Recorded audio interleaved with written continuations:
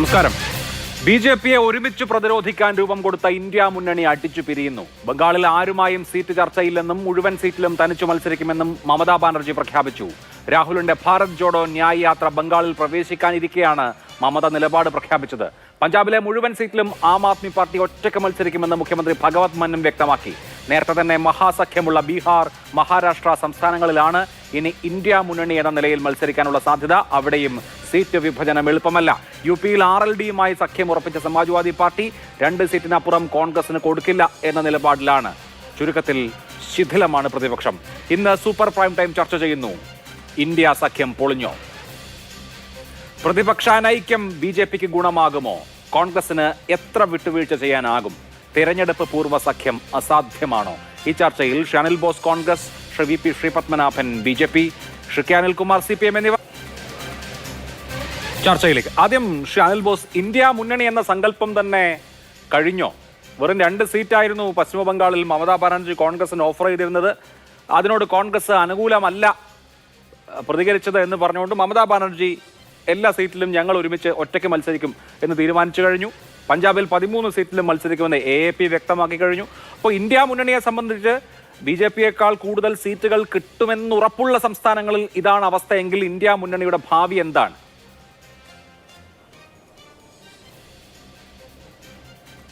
പക്ഷേ ഇതൊരു മുന്നണി സംവിധാനം പുതിയതായി തുടങ്ങുന്നതല്ലേ.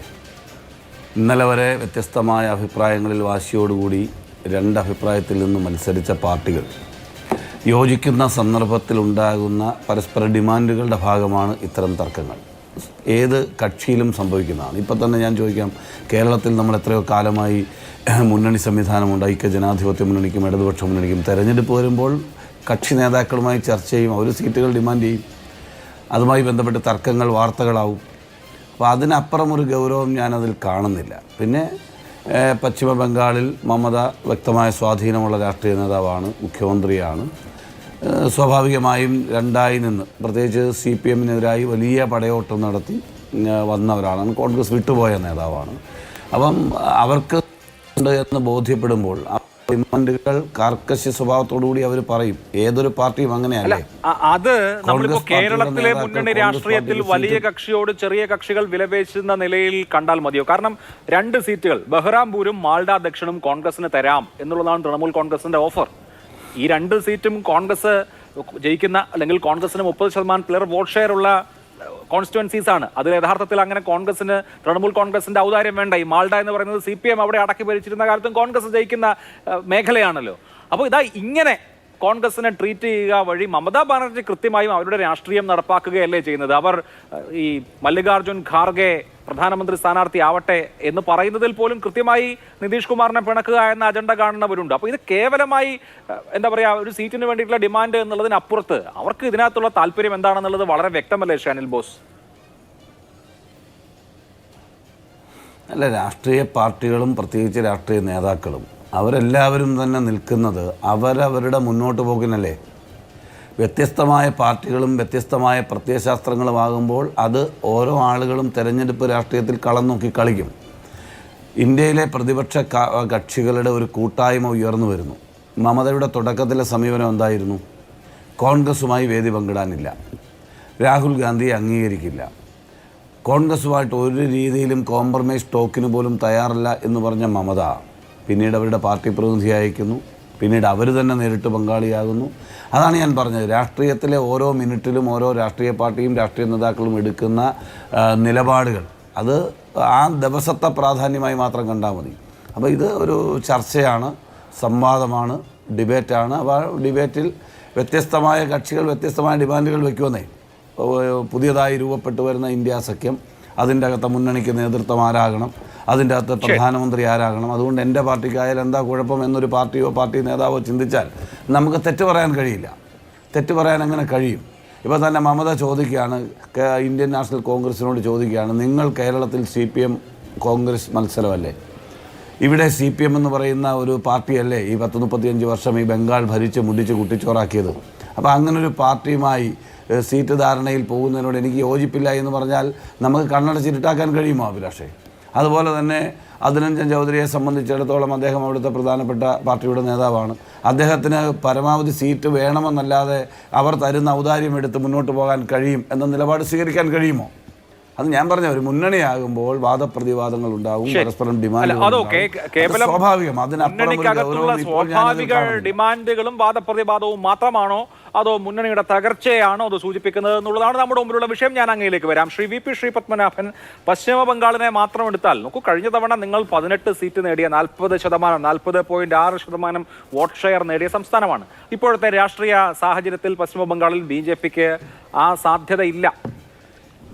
എനിക്ക് തോന്നുന്നത് തൃണമൂൽ കോൺഗ്രസ് അവരുടെ നമ്പർ പരമാവധി ഞങ്ങളുടെ ഇത്രയും വലിയ ബ്ലോക്കാണ് എന്ന് തെളിയിക്കാനുള്ള മത്സരത്തിൽ കോൺഗ്രസിനെ ഈ 2 സീറ്റിന്റെ ഔദാര്യം കാണിച്ച് പിണക്കി അയക്കുകയും അവർ ഒറ്റയ്ക്ക് മത്സരിക്കുകയും ചെയ്യുക എന്നുള്ളതാണ് അവരുടെ പദ്ധതി എന്നാണ് എനിക്ക് തോന്നുന്നത്. ഇവിടെ BJPക്ക് ഉണ്ടായിരുന്ന 18 സീറ്റ് പോകുമോ ഇല്ലയോ എന്നുള്ളതല്ലേ നിങ്ങളെ സംബന്ധിച്ച് ആശങ്കയാവേണ്ടത്. അതിപ്പോൾ ഇവർ 3 പേര് ഒരുമിച്ച് മത്സരിച്ചാലും തൃണമൂൽ ഒറ്റയ്ക്ക് മത്സരിച്ചാലും അവരാ സീറ്റുകൾ അങ്ങോട്ടേക്ക് എടുക്കുമോ എന്നുള്ളതല്ലേ പ്രശ്നം.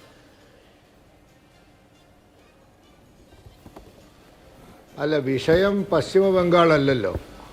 ഇനി പശ്ചിമ ബംഗാൾ ആണെങ്കിൽ അവിടുത്തെ കണക്ക് ഞാൻ പറഞ്ഞുതരാം. 2016 നിയമസഭയിൽ കിട്ടിയതിനേക്കാൾ വോട്ടും സീറ്റും 2021 നിയമസഭയിൽ ഞങ്ങൾക്ക് കിട്ടി. 2018 പഞ്ചായത്ത് തദ്ദേശ സ്വയംഭരണ സ്ഥാപന തിരഞ്ഞെടുപ്പിൽ കിട്ടിയതിനേക്കാൾ വോട്ടും സീറ്റും 2023 തദ്ദേശ സ്വയംഭരണ സ്ഥാപനങ്ങളിൽ ഞങ്ങൾക്ക് കിട്ടി.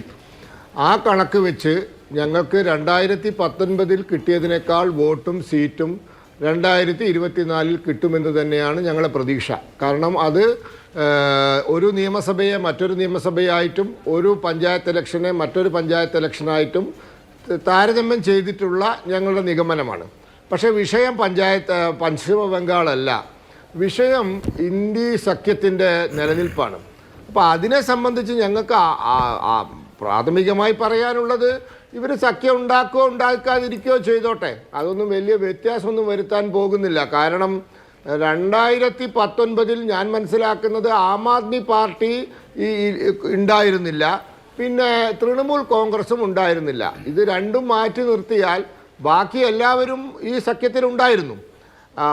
കാരണം ഉത്തർപ്രദേശിൽ സമാജ്വാദി പാർട്ടി മഹാസഖ്യമായിരുന്നു. പക്ഷെ നോക്കൂ, ബീഹാർ കഴിഞ്ഞ തവണ 40 സീറ്റിൽ ഒരെണ്ണം ഒഴിച്ച് ബാക്കി മുഴുവനും JDUവും നിങ്ങളും കൂടി LJP BJP JDU സഖ്യം 39 സീറ്റ് നേടിയ ബീഹാറിൽ ഇത്തവണ BJPയുടെ സാധ്യത എന്താണ്? ഈ 3 കൂട്ടരും, അതായത് JDUവും RJDയും കോൺഗ്രസും ഒരുമിച്ച് നിന്ന് കഴിഞ്ഞാൽ എന്താകും BJPയുടെ അവസ്ഥ?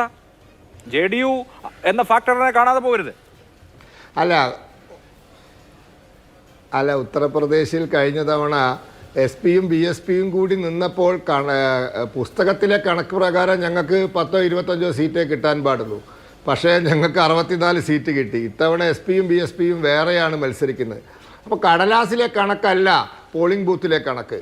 ഇനി ബീഹാറിനെ പറ്റി പറയുകയാണെങ്കിൽ, ഇന്നലെ ബീഹാറിൽ ഒരു പുതിയ സംഭവം ഉണ്ടായിട്ടുണ്ട്, അറിയാലോ. ഇവർക്കൊന്നും ചെയ്യാൻ സാധിക്കാത്തത് ഞങ്ങൾ ചെയ്തു. കാരണം ലാലു പ്രസാദ് യാദവിൻ്റെയും നിതീഷ് കുമാറിൻ്റെയും ഒക്കെ രാഷ്ട്രീയ ഗുരുനാഥൻ, ഒരു പരിധി വരെ മുലായം സിംഗ് യാദവിൻ്റെയും രാഷ്ട്രീയ ഗുരുനാഥന് ഇവരൊക്കെ അധികാരത്തിലിരുന്നപ്പോൾ കൊടുക്കാൻ സാധിക്കാത്തത് ഞങ്ങൾ കൊടുത്തു. അദ്ദേഹത്തെ ഞങ്ങൾ ഭാരതരത്ന കൊടുത്തു. ഇന്ന് അതിൻ്റെ ബീഹാറിൽ നിന്നും വരുന്ന റിപ്പോർട്ടുകൾ വളരെ വ്യത്യസ്തമായ ഒരു രാഷ്ട്രീയ സാഹചര്യം ബീഹാറിലേക്ക് വരാൻ പോവുകയെന്നുള്ള റിപ്പോർട്ടുകളാണ് വരുന്നത്. കാരണം കർപ്പൂരി ഠാക്കൂറിന് ഭാരതരത്നം കിട്ടിയിരിക്കുന്നു. ഇന്ത്യയിലെ പിന്നോക്ക ജാതി വിഭാഗത്തിൻ്റെ മിശിഹയാണ്. ഇന്ത്യയിലെ ഏറ്റവും തലമുതിർന്ന സോഷ്യലിസ്റ്റ് നേതാവായിരുന്നു. ആ കർപ്പൂരി ഠാക്കൂറിന് ഭാരതരത്നം കൊടുക്കാൻ നരേന്ദ്രമോദിക്ക് സാധിച്ചത് വലിയ വ്യത്യാസം ബീഹാർ രാഷ്ട്രീയത്തിലുണ്ടാവും. അതുകൊണ്ട് ഞങ്ങൾ ഇതൊക്കെ കണ്ടിട്ട് തന്നെയാണ് ഞങ്ങളുടെ നീക്കങ്ങൾ. ആണ് ഞങ്ങൾക്ക് പറയാനുള്ളത്, കഴിഞ്ഞ തവണത്തിൽ നിന്നും വലിയ വ്യത്യാസമൊന്നുമില്ല ഈ സഖ്യത്തിൽ. കഴിഞ്ഞ തവണ തൃണമൂൽ ഇല്ല, ഇപ്പോൾ തൃണമൂൽ തെറ്റിപ്പോയിരിക്കുന്നു, ആം ആദ്മി പാർട്ടിയും തെറ്റിപ്പോയിരിക്കുന്നു. അപ്പോൾ ചുരുക്കി പറഞ്ഞാൽ there is no difference in the opposition unity in comparing 2019 and 2024. Same ആണ്, ഒരേപോലെ. ഒന്നും കഴിഞ്ഞ തവണത്തിൽ നിന്ന് വ്യത്യസ്തമല്ല എന്നുള്ളതാണ് BJP പറയുന്നത്. ശ്രീ കെ അനിൽകുമാർ, നോക്കൂ, ഇപ്പോൾ പഞ്ചാബ് BJPക്ക് സാധ്യത കുറഞ്ഞ സംസ്ഥാനമാണ് പഞ്ചാബ്. അവിടെ മുഖ്യകക്ഷികൾ ആം ആദ്മി പാർട്ടിയും കോൺഗ്രസുമാണ്. അവർ സഖ്യമായിട്ട് മത്സരിക്കാൻ ഒരു സാധ്യതയില്ല. 13 സീറ്റിലും മത്സരിക്കും ഞങ്ങൾ എന്ന് ഭഗവത് മാൻ വ്യക്തമാക്കി കഴിഞ്ഞു. അവിടുത്തെ PCCയുടെ പഞ്ചാബ് PCCയുടെ നിലപാട് ഒറ്റയ്ക്ക് മത്സരിക്കണം എന്നാണ്. അപ്പോൾ പഞ്ചാബിൽ സഖ്യമില്ല, ഡൽഹിയിൽ ഉണ്ടാവാൻ സാധ്യതയില്ല. ഇതേ നിലവെച്ചിട്ടാണെങ്കിൽ പശ്ചിമ ബംഗാൾ എടുക്കും, 42 സീറ്റുള്ള സംസ്ഥാനമാണ്. അവിടെ കോൺഗ്രസും CPM-ഉം സഖ്യമായി മത്സരിച്ചേക്കാം. തൃണമൂലും BJP-യും തമ്മിലായിരിക്കും പ്രധാനപ്പെട്ട മത്സരം. ത്രികോണ മത്സരത്തിൽ നിന്ന് വ്യത്യസ്തമായി കഴിഞ്ഞ തവണയൊക്കെ ബൈപോളാർ കോൺഗ്രസ് നടന്നതും CPM-ന്റെ 25% ഉണ്ടായിരുന്ന വോട്ട് ഷെയർ വെറും 6% കുറഞ്ഞതും ഒക്കെ നമ്മൾ കണ്ടതാണ്. അതിന്റെ ഒരു റിപ്പീറ്റ് നടക്കാൻ പോവല്ലേ? ഇന്ത്യ സഖ്യം എന്നൊക്കെ പറയുന്നത് നമ്മൾ ആകാശ കുസുമം എന്നൊക്കെ പറഞ്ഞതുപോലെയായി.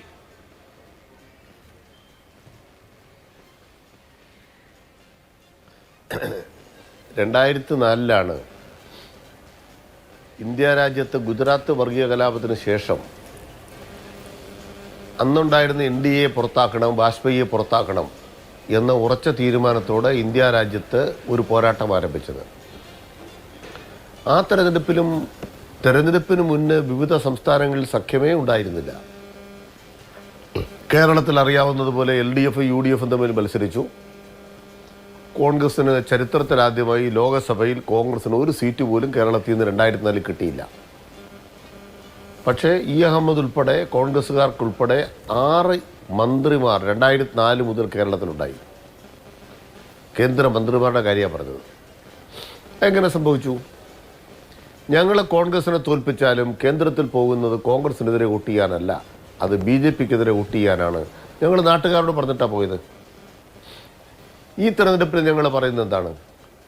ഇന്ത്യ രാജ്യത്ത് ഏതെങ്കിലും ഒരു പ്രതിപക്ഷ പാർട്ടിക്ക് ഒറ്റയ്ക്ക് BJP-യെ തോൽപ്പിക്കാനാവില്ല. കഴിഞ്ഞ ലോക്സഭാ തെരഞ്ഞെടുപ്പിൽ ചെറിയൊരു അന്തരീക്ഷം ഉണ്ടായിരുന്നു. 3 സംസ്ഥാനങ്ങളിൽ കോൺഗ്രസിന് നല്ല മുൻകൈ ഉണ്ടായപ്പോൾ മധ്യപ്രദേശും രാജസ്ഥാനും ഛത്തീസ്ഗഡുമെല്ലാം ജയിച്ചപ്പോൾ സ്വാഭാവികമായും കോൺഗ്രസിനാണ് പ്രധാനമന്ത്രി സ്ഥാനം, രാഹുൽ ഗാന്ധിക്കാണ് എന്നെല്ലാമുള്ള ഒരു മോഹം ഉയർന്നു വന്നിരുന്നു. ഈ തെരഞ്ഞെടുപ്പിൽ കോൺഗ്രസിന് അങ്ങനൊരു ഉയരം അവകാശപ്പെടാനില്ല എന്ന് കോൺഗ്രസ്സുകാർ തന്നെ സമ്മതിക്കുന്നുണ്ട്. മാത്രമല്ല അവരും പ്രാദേശികമായി പ്രായോഗിക സഖ്യത്തിലേക്ക് വരാൻ അവർ നിർബന്ധിതമായിട്ടുണ്ട്. CPIM ഇപ്പം പറയുന്ന പൊസിഷനല്ല, ഏതെങ്കിലും ചർച്ചയുടെ തിരിച്ചടിയുടെ ഭാഗമായി പറയുന്ന പൊസിഷനല്ല. ഞങ്ങളെപ്പോഴും പറയുന്ന പൊസിഷൻ അഖിലേന്ത്യാ തലത്തിലുള്ള മുന്നണി എന്നുള്ളത് ഇപ്പൊ നോക്കരുത്, ആഫ്റ്റർ ഇലക്ഷൻ. അല്ല, ആഫ്റ്റർ ഇലക്ഷൻ മുന്നണി എന്ന് പറയുമ്പോൾ നമ്മൾ അതിൽ റിയലിസ്റ്റിക് ആവണ്ടേ? ശ്രീ കെ അനിൽകുമാർ, താങ്കൾ തന്നെ പറഞ്ഞ 2004 സാഹചര്യം എടുക്കും. അന്ന് ഇടതുപക്ഷത്തിന് 64 സീറ്റ് കിട്ടി, കേരളത്തിൽ നിന്നും ബംഗാളിൽ നിന്നും ത്രിപുരയിൽ നിന്നും ഒക്കെ. സമാജ്വാദി പാർട്ടിക്ക് 35ഓളം സീറ്റ് ഉണ്ടായിരുന്നു. റീജിയണൽ പ്ലേയേഴ്സ് വളരെ ശക്തമായിരുന്നു. ആ കാലഘട്ടത്തിൽ BJP-ക്കുള്ള സീറ്റ് എന്ന് പറയുന്നത് ഒരു ഘട്ടത്തിൽ 200-ന് മുകളിൽ പോയിട്ടില്ല. അവർ 200 മാർക്ക് തൊടാത്ത കാലമാണ്. അവർ സഖ്യമായി ഭരിക്കുന്ന കാലമാണ്. ഇന്ന് തനിച്ച് കേവല ഭൂരിപക്ഷം നേടിയ 300-ലധികം സീറ്റ് സ്വന്തമായി നേടാൻ കഴിയുന്ന ഒരു വലിയ ഫോഴ്സായിട്ട് BJP അവിടെ നിൽക്കുന്നു. ഈ പറഞ്ഞ പ്രാദേശിക പാർട്ടികൾ ദുർബലമായിരിക്കുന്നു. ഇടതുപക്ഷം 64 പോയിട്ട് ഇപ്പോൾ വൻ അത്ഭുതം സംഭവിച്ചാൽ പോലും 20 എത്താനുള്ള സാധ്യത ഇല്ല എന്ന് നിങ്ങൾക്ക് തന്നെ അറിയാമല്ലോ. അപ്പോൾ അങ്ങനെ മറ്റു കക്ഷികളൊക്കെ ദുർബലമായ പരിസരത്തിൽ 2004-ലെ ഉദാഹരണം വിലപ്പോവില്ലല്ലോ. അതിന് വളരെ ശക്തമായ ഒരു മുന്നണി, നല്ല കെട്ടുറപ്പുള്ള ഒരു മുന്നണി ആവശ്യം വരും. 2004-ലെയോ 1977-ലെയോ ഒന്നും സാഹചര്യം അല്ലല്ലോ 2024-ൽ. അത് വളരെ തെറ്റിദ്ധാരണയാണ്. 2004-ലെ ഇന്ത്യ തന്നെയാണ് 2024-ലെ ഇന്ത്യ. മുന്നണികളുടെ ബലാബലം നോക്കൂ. BJP കഴിഞ്ഞ ലോക്സഭാ തെരഞ്ഞെടുപ്പിൽ മാക്സിമം വന്ന എവിടെയൊക്കെയാണ്? ഉദാഹരണം ഉത്തർപ്രദേശിലെ നിയമസഭാ തെരഞ്ഞെടുപ്പിൻ്റെ ഫലം നോക്കൂ. അവർക്ക് ഉത്തർപ്രദേശിലെ ലോക്സഭാ തെരഞ്ഞെടുപ്പിൻ്റെ ഫലം നിലനിർത്താനായോ? ആയിട്ടില്ല. രാജസ്ഥാനിലെ മധ്യപ്രദേശിലെയും നിയമസഭാ തെരഞ്ഞെടുപ്പിൽ കോൺഗ്രസ് ജയിച്ചിട്ട് ലോക്സഭാ തെരഞ്ഞെടുപ്പ് വന്നപ്പോൾ കോൺഗ്രസിന് 1-2 സീറ്റേ കിട്ടിയുള്ളൂ. കർണാടകത്തിലും അതായിരുന്നു അവസ്ഥ. ഇന്നത് ആവർത്തിക്കില്ല. BJP-യെ സംബന്ധിച്ചിടത്തോളം അവർക്ക് കിട്ടാവുന്ന ഇടങ്ങളിൽ ഏറ്റവും ഉയർന്ന സീറ്റ് കിട്ടിയിരിക്കുന്നു. ഇനി അവർക്ക് മുന്നോട്ട് പോകാവുന്ന സ്റ്റേറ്റ് ഏതാ? നിലവിലുള്ളിടത്തുനിന്ന് BJP-ക്ക് മുന്നോട്ട് പോകാവുന്ന ഏത് സ്റ്റേറ്റ് ഇന്ത്യയിലുണ്ട്? ബീഹാറിൽ അവർ പുറകോട്ടല്ലേ പോവുള്ളൂ. മറ്റോരോ സംസ്ഥാനങ്ങളിലും മാക്സിമം നിൽക്കുന്നിടത്ത് അവർക്ക് പുറകോട്ടല്ലേ വരാൻ സാധിക്കൂ. ദക്ഷിണേന്ത്യയിൽ തന്നെ കർണാടകത്തിൽ കഴിഞ്ഞ ടൈമിൽ കിട്ടിയ സീറ്റ് ആകുമോ? മറ്റ് ദക്ഷിണേന്ത്യൻ സംസ്ഥാനങ്ങളിൽ BJP-യുടെ പൊസിഷൻ എന്താ? ഇനി നമ്മൾ പോയി കഴിഞ്ഞാൽ ബംഗാളിലെ ഒറീസയിലെ പൊസിഷൻ എന്താ? ഇന്ത്യ എന്ന് പറയുന്നതിൻ്റെ വൈവിധ്യം നോക്കൂ. ഡൽഹി, പഞ്ചാബ്, ഇവിടെ ഒന്നും BJP-ക്ക് അടുക്കാനായിട്ടില്ല. ഏറ്റവും നിർണായകമായി ബീഹാർ BJP-ക്ക് അടുക്കാനായിട്ടില്ല. കഴിഞ്ഞ 2 തെരഞ്ഞെടുപ്പിലും മുഴുവൻ സീറ്റിലും നിർണായകമായ 2, 3, 4 സംസ്ഥാനങ്ങൾ മാത്രമേ ഉള്ളൂ. എവിടുത്തെ കാര്യ? ഡൽഹി നിയമസഭാ തെരഞ്ഞെടുപ്പ് പോലെ അല്ല ലോക്സഭാ തെരഞ്ഞെടുപ്പ്. മുഴുവൻ സംസ്ഥാനങ്ങളിൽ ജയിച്ചു 7 BJP-ക്കാണ് കഴിഞ്ഞ 2 ഇലക്ഷനിലും. അതെ, അവിടെയാണ് മുന്നണി വരുന്നത്. അവിടെ മുന്നണി വരും. നമ്മൾ മനസ്സിലാക്കേണ്ടത് കഴിഞ്ഞ ലോക്സഭാ തെരഞ്ഞെടുപ്പിൽ ഉണ്ടാക്കി വെച്ചത് പുൽവാമയാണ്. ആ വികാരം ഇപ്പോൾ ഉണ്ടോ? ഇവർ രാമമന്ദിരം എന്നൊക്കെ പറഞ്ഞാലും യഥാർത്ഥത്തിൽ വൈകാരികമായി ഉയർത്താനാവാത്ത വിഷയങ്ങളാണ് BJP-യുടെ ഏറ്റവും വലിയ പ്രശ്നം. മാത്രമല്ല ആളുകൾ 10 കൊല്ലത്തെ ഭരണം വിലയിരുത്തുന്നത്.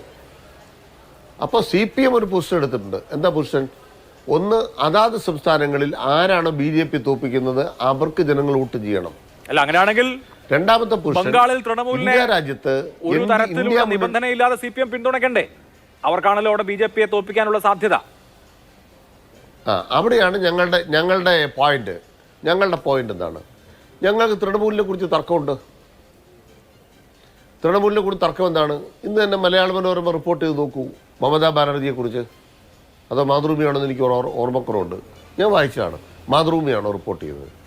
ആരാണ് മമതാ ബാനർജി? മേശക്കടി കൂടി ഇടപാട് നടത്തിക്കൊണ്ടിരിക്കുക. മമതാ ബാനർജിക്ക് മരുമകനെ രക്ഷിക്കണം. ED-യുടെ കയ്യിലാണ് കേസുകൾ, കേന്ദ്രത്തിൻ്റെ കയ്യിലാണ്. അപ്പോൾ അവർ തെരുവിൽ വെല്ലുവിളിക്കുന്നുണ്ടാവും. അതൊരു വ്യാജ യുദ്ധമാണ്. മറിച്ച് ബംഗാൾ വഞ്ചിക്കപ്പെടാതിരിക്കണമെങ്കിൽ ഇടതുപക്ഷത്തിന് അവിടെ ഒരു പൊസിഷൻ ഉണ്ട്. ഞങ്ങൾ ആ പൊസിഷനിലാണ്. ശരി, ആ പൊസിഷന്റെ ഭാഗമായിട്ട് ബ്രിഗേഡ് പരേഡ് ഗ്രൗണ്ടിലെ റാലി കണ്ടില്ലേ? ഞങ്ങളാകെ ഒലിച്ചു പോയെങ്കിൽ ബ്രിഗേഡ് പരേഡ് ഗ്രൗണ്ടിൽ അത്ര വലിയ റാലി നടക്കില്ലല്ലോ. ഇവിടെ കോൺഗ്രസിന്റെ പ്രതിനിധി വേണ്ടാത്തൊരു വാക്ക് പറഞ്ഞു. എന്താണെന്നറിയാമോ? CPM-കാർ ഭരിച്ചങ്ങ് തകർത്തു. എവിടെ? ബംഗാള്. അതവിടുത്തെ കോൺഗ്രസ്സുകാർ പറയില്ല കേട്ടോ. കാരണം CPM-ന്റെ 34 കൊല്ലക്കാലത്തെ ഭരണത്തെ സംബന്ധിച്ച് ഒരു വ്യത്യസ്ത അഭിപ്രായം ഇപ്പോൾ അവിടെ ഇല്ല. അതിന് കാരണം എന്താണെന്ന് വെച്ചാൽ CPM-ന്റെ ഭരണം എന്ന് പറയുന്ന അഴിമതി ഭരണം അല്ലായിരുന്നു അവിടുത്തെ ആളുകൾ പറയുന്നത്. തൃണമൂൽ കോൺഗ്രസിന്റെ ഭരണത്തെക്കുറിച്ചാണ് ആളുകൾ മോശം പറയുന്നത്. ആ തൃണമൂൽ കോൺഗ്രസിന് എതിരായി ജനങ്ങൾ വോട്ട് ചെയ്യുന്ന BJP-ക്ക് പോകാതിരിക്കാൻ ഞങ്ങൾ നിലപാട് സ്വീകരിക്കും. അത് ബംഗാൾ ഞങ്ങളുടെ കരുത്താവും. അതാണ് ഞങ്ങൾ വിശ്വസിക്കുന്നത്. ശരി, ഓക്കെ, അതാണ് CPM-ന്റെ വിശ്വാസം. ഇവിടെ നോക്കൂ ഷാനിൽ ബോസ്, ഇവിടെ എത്രമാത്രം കെട്ടുറപ്പോടുകൂടി മുന്നണിയെ കൊണ്ടുപോകാൻ കഴിയുന്നുണ്ട് എന്നുള്ളത് വലിയ പ്രശ്നമാണ്. BJP-യെ സംബന്ധിച്ച് BJP-യുടെ ആവനാഴിയിൽ ഒരുപാട് അസ്ത്രങ്ങളുണ്ട്. ഇപ്പോൾ കർപ്പൂരി താക്കൂറിന്റെ ഭാരതരത്നം ഇവിടെ ഉദാഹരിച്ചല്ലോ. അത് ബീഹാറിനെ ലക്ഷ്യം വെച്ചിട്ടാണ്. ഓരോ സംസ്ഥാനത്തിനും അവർക്ക് ഓരോ ഗെയിം പ്ലാൻ ഉണ്ട്. പശ്ചിമ ബംഗാളിൽ ചിലപ്പോൾ അത് കേന്ദ്ര ഏജൻസികളാകാം. ഇത് മമതാ ബാനർജി പറഞ്ഞ ഒരു വാചകം കേൾക്കൂ. ഞങ്ങൾ ഇന്ത്യ സഖ്യത്തിലെ മുന്നണിയാണല്ലോ, ഒരു മുന്നണിയിലെ ഭാഗമാണല്ലോ. അപ്പോൾ ഭാരത് ജോഡോ ന്യായ് യാത്ര എന്ന് പറഞ്ഞിട്ട് രാഹുൽ ഗാന്ധി വരികയാണ്, എൻ്റെ സംസ്ഥാനത്തേക്ക് വരികയാണ്. എൻ്റെ സംസ്ഥാനത്തേക്ക് വരുമ്പോൾ ഒരു കേവല മര്യാദയുടെ പേരിൽ ദീദി ഞാൻ അങ്ങോട്ട് വരുന്നുണ്ട് എന്നൊന്നും പറഞ്ഞുകൂടെ? ഇതാണ് ചോദിക്കുന്നത്. അപ്പോൾ മുന്നണിയിലെ ഏറ്റവും പ്രധാനപ്പെട്ട ഘടകകക്ഷി എന്ന് വിശേഷിപ്പിക്കാവുന്ന തൃണമൂൽ കോൺഗ്രസിനെ പോലും ആ അർത്ഥത്തിലുള്ള ഊഷ്മളതയിൽ നിലനിർത്താൻ കഴിയുന്നില്ലെങ്കിൽ എങ്ങനെയാണ് ഈ മുന്നണിയുമായി സീരിയസ് ആയി മുന്നോട്ട് പോകാൻ കഴിയുക? ഈ കർപ്പൂരി ഠാക്കൂറിന് ഭാരതരത്ന കൊടുത്തു, ഒരുപാട് മഹത് വ്യക്തിത്വങ്ങൾക്ക് കൊടുത്തിട്ടുണ്ട്. അതിനെ ഞങ്ങളാരും എതിർത്തിട്ടില്ലല്ലോ. പിന്നെ ഭാരതരത്ന കൊടുത്തു കഴിഞ്ഞാൽ ഉടൻ തന്നെ ബീഹാറിലെ ജനങ്ങൾ മുഴുവൻ വോട്ട് ചെയ്യും BJP-ക്ക് അനുകൂലമായി, അല്ലെങ്കിൽ അവരുടെ ദേശീയ ജനാധിപത്യ സഖ്യത്തിന് വേണ്ടി എന്നൊന്നും ഞാൻ വിചാരിക്കുന്നില്ല. അങ്ങനെയാണെങ്കിൽ ഞാൻ ചോദിച്ചോട്ടെ, ഇന്ദിരാഗാന്ധിയെ ദുർഗയെന്ന് വിശേഷിപ്പിച്ച ആളാണ് അടൽ ബിഹാരി വാജ്പേയി. ഉടനെ അവരെല്ലാവരും BJP-ക്കാരെല്ലാവരും അന്ന് തൊട്ട് ഇന്ത്യൻ നാഷണൽ കോൺഗ്രസിനെയും ഇന്ദിരാഗാന്ധിയെ ഫോളോ ചെയ്യണ്ടേ? ആ സമീപനമാണ് അവർ സ്വീകരിക്കുന്നത്. ചില കാര്യങ്ങളിൽ, ചില സന്ദർഭങ്ങളിൽ ചില നേതാക്കൾ ചില കാര്യങ്ങൾ കാണുമ്പോൾ അഭിപ്രായങ്ങൾ പറയും. ഇപ്പോൾ അവിടെ കർപ്പൂരി ഠാക്കൂറിന് ഭാരതരത്ന കൊടുത്തപ്പോൾ നിതീഷ് കുമാർ അതിനെ സ്വാഗതം ചെയ്തിട്ടുണ്ട്. കാരണം അവരുടെ ഗുരുസ്ഥാനത്തുള്ള ഒരു വ്യക്തിക്ക് ആദരവ് കൊടുക്കുമ്പോൾ അതിനെ എങ്ങനെയാണ് നിഷേധിക്കുന്നത്? അതുകൊണ്ട് അതാണ് വളരെ കൃത്യമായ രാഷ്ട്രീയ അന്തരാർത്ഥങ്ങളുണ്ട്. ഇപ്പോൾ കർപ്പൂരി താക്കൂറിന് ഭാരതരത്നം കൊടുക്കുക എന്ന് പറഞ്ഞാൽ നമുക്കറിയാവുന്ന പോലെ പിന്നാക്ക ജനവിഭാഗത്തിന്റെ OBC പൊളിറ്റിക്സിന്റെ ഒരു മിശിഹയാണ് അദ്ദേഹം. നിങ്ങൾ ബീഹാറിൽ കളിക്കാൻ ഉദ്ദേശിച്ചത് OBC പൊളിറ്റിക്സ് ആണ്. റിസർവേഷൻ വഴി രാഹുൽ ഗാന്ധി അടക്കം ഈ പറഞ്ഞ പുതിയ കോട്ട ആവശ്യവും അതുപോലെ തന്നെ ജാതി സെൻസസും ഒക്കെ ഉയർത്തിയത് എന്തിനാണ്? വീണ്ടും ഒരു മണ്ഡൽ പൊളിറ്റിക്സ് സൃഷ്ടിക്കാനാണ്. അപ്പൊ നിങ്ങൾ മണ്ഡൽ പൊളിറ്റിക്സ് സൃഷ്ടിക്കുമ്പോൾ BJP എന്താണ്? കമണ്ഡൽ പൊളിറ്റിക്സ് മണ്ഡൽ പൊളിറ്റിക്സിന് എതിരായി കൊണ്ടുവന്നതാണ്. അതുകൊണ്ട് രാമക്ഷേത്രം വന്നു. അതിനൊപ്പം മണ്ഡലും കമണ്ഡലും രണ്ടും കൂടി ഒരുമിച്ച് മുന്നോട്ട് വെക്കാണ്. ഈ പറഞ്ഞ നിങ്ങളുടെ റിസർവേഷൻ അല്ലെങ്കിൽ ജാതി സെൻസസ് പൊളിറ്റിക്സിന് ആപ്പ് വെക്കലാണ്. വെറുതെ ഒരു ഭാരതരത്ന ഒരാൾക്ക് കൊടുക്കുന്നതല്ല അത്. അല്ല, അത് ചെയ്തോട്ടെ എന്ന് BJP-ക്ക് ചെയ്യാൻ കഴിയുന്ന അവരുടെ കീശയിലുള്ള എല്ലാ ആയുധവും എടുത്ത് അവർ പ്രയോഗിക്കട്ടെ. അവരത് പ്രയോഗിക്കുമല്ലോ. ഇപ്പം തന്നെ ഞാൻ ചോദിക്കുന്നു, നമ്മുടെ രാജ്യത്തിൻ്റെ സംസ്കാരത്തിൻ്റെ ഭാഗമായി വലിയൊരു ഭാഗം ആളുകൾ കാണുന്ന രാമഭഗവാന്റെ ക്ഷേത്രം, അവിടെ പ്രാണപ്രതിഷ്ഠ നടക്കുന്നു. അത് നടക്കുമ്പോൾ വിശ്വാസികളായിട്ടുള്ള ആളുകൾ അതിൽ പോകുന്നു, അതിൽ പങ്കെടുക്കുന്നു, അല്ലെങ്കിൽ പ്രാർത്ഥിക്കുന്നു, നാളുകളിൽ പോകാൻ ആഗ്രഹിക്കുന്നു എന്ന് പറയുമ്പോൾ ഒരു രാജ്യത്തിൻ്റെ ഭരണകൂടം കണ്ട ഫാൻസി ഡ്രസ്സ് അവിടെ കണ്ടില്ലേ? നമ്മുടെയൊക്കെ നാട്ടിൽ ക്ഷേത്രങ്ങളിൽ പ്രതിഷ്ഠ നടക്കുമ്പോഴും പ്രാണപ്രതിഷ്ഠ നടക്കുമ്പോഴുമൊക്കെ അവിടെ ആത്മീയാചാര്യന്മാർ വന്ന് അതിൻ്റെ കർമ്മങ്ങൾ നടത്തും. അപ്പോൾ അവിടെ ഉണ്ടാകുന്ന ജനപങ്കാളിത്തം, ഭക്തജനപ്രവാഹം അവിടെ എവിടെയെങ്കിലും നിങ്ങൾക്ക് കാണാൻ കഴിഞ്ഞോ? അങ്ങനൊന്നും. ഇതൊരു വ്യക്തി ആ വ്യക്തിയുടെ ഇമേജ് ബിൽഡപ്പിന് വേണ്ടി ഒരു ക്ഷേത്രത്തെ ദുരുപയോഗം ചെയ്യുന്നതിന് ട്രസ്റ്റിലുള്ള സ്വാധീനം വെച്ച്, ഇന്ത്യയിലുള്ള ഭരണകൂട സ്വാധീനം വെച്ച്, ഇന്ത്യൻ കോൺസ്റ്റിറ്റ്യൂഷന് വിരുദ്ധമായി ഒരു വിശ്വാസ സമൂഹത്തെ കബളിപ്പിക്കുന്നതിന് വേണ്ടി ഒരു ക്ഷേത്രത്തിൻ്റെ അങ്കണം, അരങ്ങ് അത് തന്നെ തിരഞ്ഞെടുക്കുന്നതാണ് നമ്മൾ കണ്ടത്. അത് ജനാധിപത്യത്തിലെ ഏറ്റവും മഹത്തായ പാരമ്പര്യമാണ് എന്നാണ് അഭിലാഷിന് വിലയിരുത്തലെങ്കിൽ എനിക്കതിനെക്കുറിച്ചൊന്നും പറയാനില്ല. അവിടെ നിന്നുകൊണ്ട് രാജ്യത്ത് പദ്ധതി പ്രഖ്യാപിക്കുന്നത്, അതായത് 9.25 വർഷം രാജ്യം ഭരിച്ചിട്ട് തെരഞ്ഞെടുപ്പിന് ഇനി 100-110 ദിവസം മാത്രം അവശേഷിക്കുമ്പോൾ ഒരു അമ്പലത്തിൻ്റെ അവിടെ ഭക്തജനങ്ങളുടെ ഇടയിൽ പോയി ഞാൻ പദ്ധതി പ്രഖ്യാപിക്കുമെന്ന് പറയുന്ന വങ്കത്തരം കാണിക്കാൻ കഴിയുന്ന ഒരാൾ, അതാ പ്രധാനമന്ത്രി കസേരയിൽ ഇരിക്കുന്ന ഒരാൾക്ക് യോജിച്ചതാണോ എന്ന് ഇന്ത്യൻ പൊതുസമൂഹം തീരുമാനിക്കട്ടെ. ഇവിടെ CPM പ്രതിനിധികൾ എനിക്ക് വ്യക്തിപരമായിട്ട് അഭിപ്രായ വ്യത്യാസമൊന്നുമില്ല.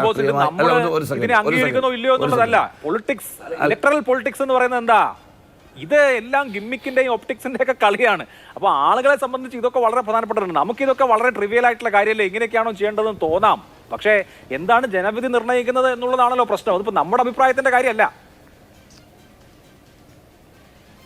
അല്ല, ഞാൻ ചോദിക്കുന്നത് ജനവിധി എന്ന് പറയുന്നത് ഒരു പാർട്ടിയുടെയോ ഏതെങ്കിലും ഒരു രാഷ്ട്രീയ നേതാവിൻ്റെ കയ്യിൽ കുത്തകയായി കൊടുത്തിരിക്കുന്ന ഒരു കാര്യമല്ല അഭിലാഷേ. ജനങ്ങൾ ചിന്തിച്ച് വോട്ട് ചെയ്യണം. ആ വോട്ടിനെ കബളിപ്പിക്കലിലൂടെ കരഗതമാക്കാൻ പലരും ശ്രമിക്കും. അതാണ് ഇവിടെ പുൽവാമ. ഞാൻ പറയാൻ വന്ന പോയിന്റിലേക്ക് കടക്കുമ്പോൾ അങ്ങ് ഇടപെട്ടു. ഞാൻ കഴിഞ്ഞ ദിവസം നടന്ന ചർച്ചയിൽ പറഞ്ഞ കാര്യം തന്നെയാണ് ഞാൻ വീണ്ടും ആവർത്തിക്കുന്നു. കഴിഞ്ഞ തെരഞ്ഞെടുപ്പിൽ രാജ്യത്തിൻ്റെ സുരക്ഷയ്ക്ക് വേണ്ടി ജീവിതം സമർപ്പിച്ച്, കുടുംബത്തെ പോലും കാണാൻ കഴിയാതെ സ്വജീവൻ സമർപ്പിച്ച് ജോലി ചെയ്യാൻ പോകുന്ന സൈനികരെ കുരുതി കൊടുത്ത് ഒരു തെരഞ്ഞെടുപ്പ് ജയിക്കാൻ തന്ത്രങ്ങൾ ആവിഷ്കരിച്ച ദേശവിരുദ്ധ ശക്തികളാണ് ഈ രാജ്യം ഭരിക്കുന്നത്. മനസ്സിലായില്ലേ?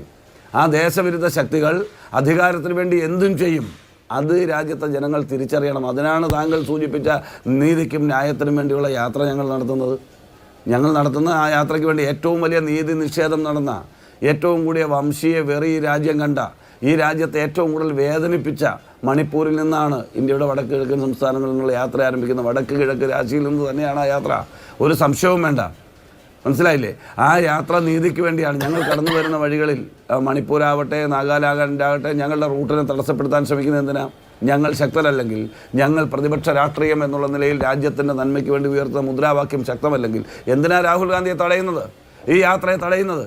ഒരു മുഖ്യമന്ത്രി നേരിട്ടിറങ്ങി ഇന്ത്യയിലെ ഒരു ദേശീയ പാർട്ടി നടത്തുന്ന ഒരു പ്രക്ഷോഭത്തെ തടയാൻ ആസാമിൽ ശ്രമിക്കുന്നത് രാഹുൽ ഗാന്ധിക്കടക്കം, അല്ലെങ്കിൽ അതിൻ്റെ കൂടെയുള്ള ശ്രീ KC വേണുഗോപാൽ അടക്കമുള്ള നേതാക്കൾക്കെതിരെ എന്തിനാണ് കേസെടുക്കുന്നത്? ഞാൻ ചോദിക്കുന്നു. അപ്പോൾ രാജ്യത്തെ ജനാധിപത്യ മര്യാദകൾ കാറ്റിൽ പറത്തിക്കൊണ്ട് ഞങ്ങളവിടെ പ്രക്ഷോഭം, അക്രമമല്ലല്ലോ നടത്തുന്നത്, നടന്നു വരികയാണ്, അല്ലെങ്കിൽ വാഹനത്തിൽ വരികയാണ്. ഞങ്ങൾ പറയുന്നത് എന്താ? ഈ രാജ്യത്തെ നീതി നിഷേധിക്കുന്ന ആളുകൾക്ക് നീതി ലഭിക്കും വരെയുള്ള പോരാട്ടം എന്നല്ലേ ഞങ്ങൾ പറയുന്നത്.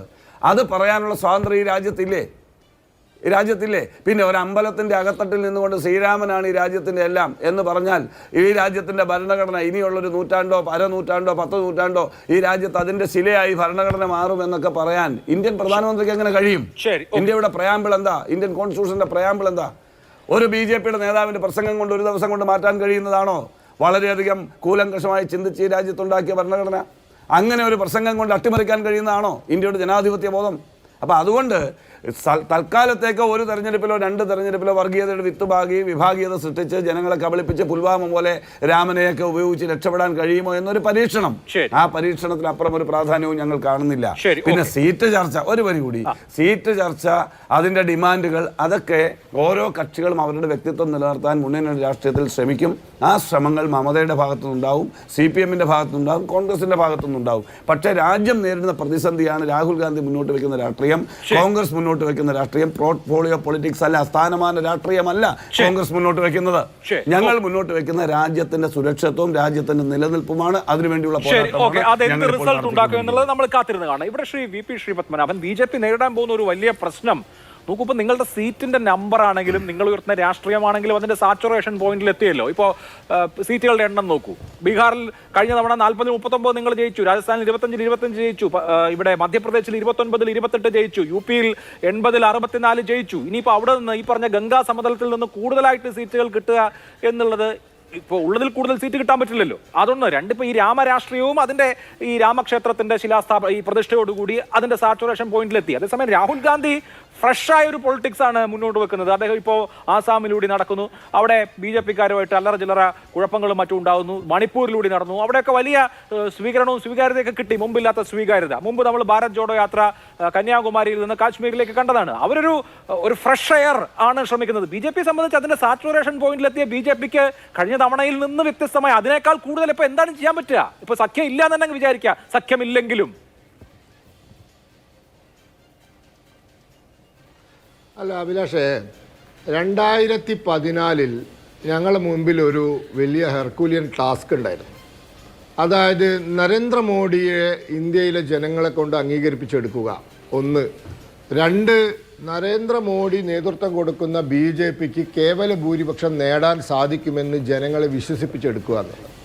അതിൽ രണ്ടിനും ഞങ്ങൾ വളരെ പ്ലാൻ ചെയ്ത്, വളരെ എഫർട്ട് എടുത്ത്, വളരെ കഠിനാധ്വാനം ചെയ്ത് തന്ത്രപരമായ നീക്കങ്ങൾ നടത്തി നരേന്ദ്രമോദിയെ ഇന്ത്യയുടെ പ്രധാനമന്ത്രി സ്ഥാനാർത്ഥിയായി ഈ രാജ്യത്തെ ജനങ്ങൾ അംഗീകരിക്കുകയും BJP-ക്ക് സ്വന്തമായി ഭരിക്കാൻ പറ്റും, 273 എന്ന മാജിക് ഫിഗർ BJP-ക്ക് കടക്കാൻ സാധിക്കുമെന്ന് വിശ്വസിപ്പിച്ച് ഞങ്ങൾ വിജയിച്ചെടുത്തു.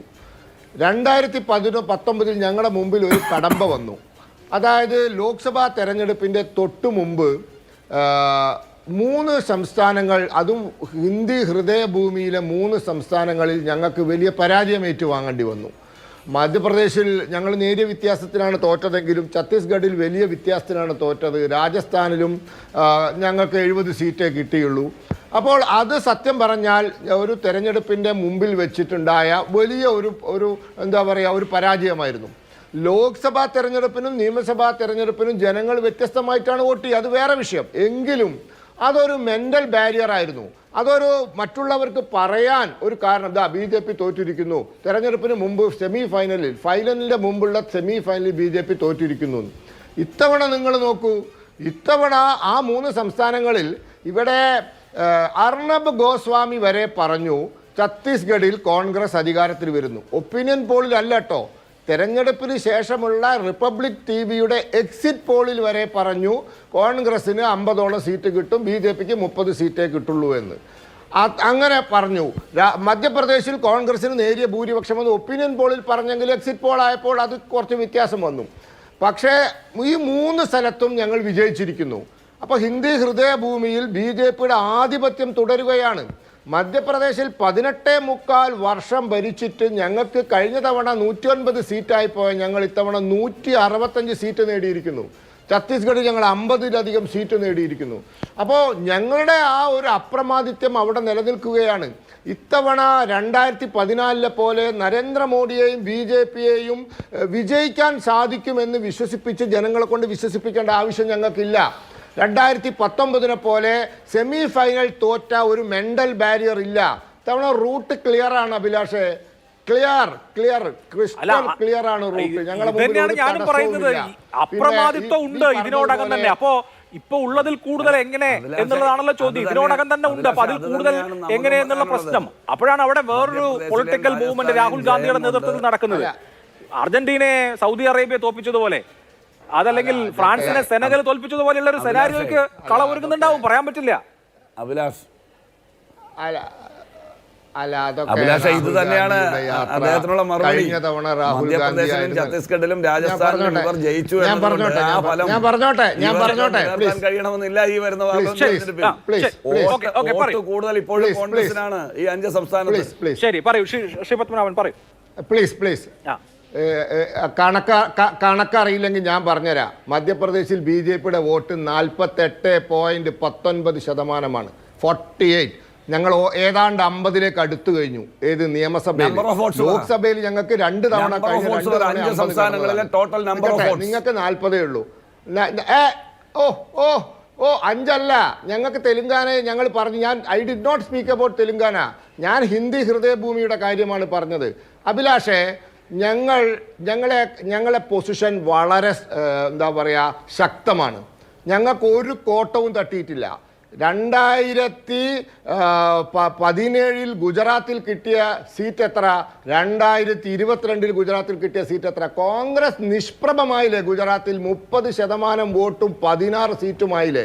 ഇനി അവിടുന്ന് എവിടെയാ പൊന്തി വരാൻ പോകുന്നത്? 17 സീറ്റ് പിടിച്ചു, ശതമാനം വോട്ട് പിടിച്ചു ആം ആദ്മി പാർട്ടി. അവർക്ക് 6 സീറ്റും കിട്ടി. അപ്പൊ പല സ്ഥലത്തും കോൺഗ്രസിന്റെ സീറ്റുകളും വോട്ടുകളും ആം ആദ്മി പാർട്ടി കവരാൻ പോവുകയാണ്.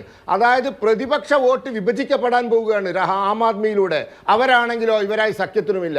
ഞങ്ങളെ സംബന്ധിച്ചിടത്തോളം 14-നെക്കാട്ടും 19-നെക്കാളും വളരെ സുഖകരമായ ഒരു പാതയാണ് മുമ്പിൽ. ശരി, ബി.ജെ.പിക്ക് ഈസി ആണെന്നാണ്, ഒരു ഈസി വാക്ക് ഓവർ ആണെന്നാണ് പറയുന്നത്. ശ്രീ അനിൽകുമാർ, അങ്ങനെ ഒരു അനായാസ സാഹചര്യം ബി.ജെ.പിക്ക് ഉണ്ടാക്കി കൊടുക്കേണ്ട കാര്യമുണ്ടോ? ഇപ്പോൾ പലരും കോൺഗ്രസിനെ കുറ്റം പറയും. CPM എടുക്കുന്ന നിലപാടെന്താണ്? CPM ഭാരത് ജോഡോ ന്യായ് യാത്രയിൽ ആസാമിൽ നിങ്ങളും ഉണ്ടായിരുന്നു സ്വീകരിക്കാൻ. നിങ്ങളുടെ MLA-യും സംസ്ഥാന സെക്രട്ടറിയൊക്കെ ഉണ്ടായിരുന്നു.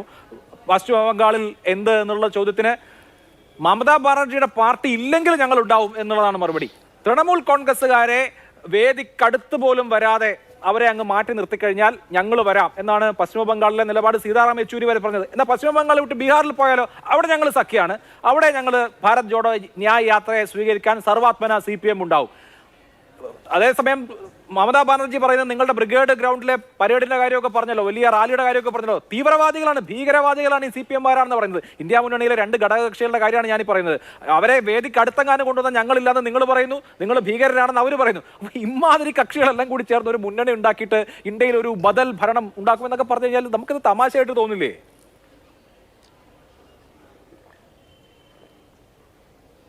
അവിടെയാണ് നാം മനസ്സിലാക്കേണ്ടത്.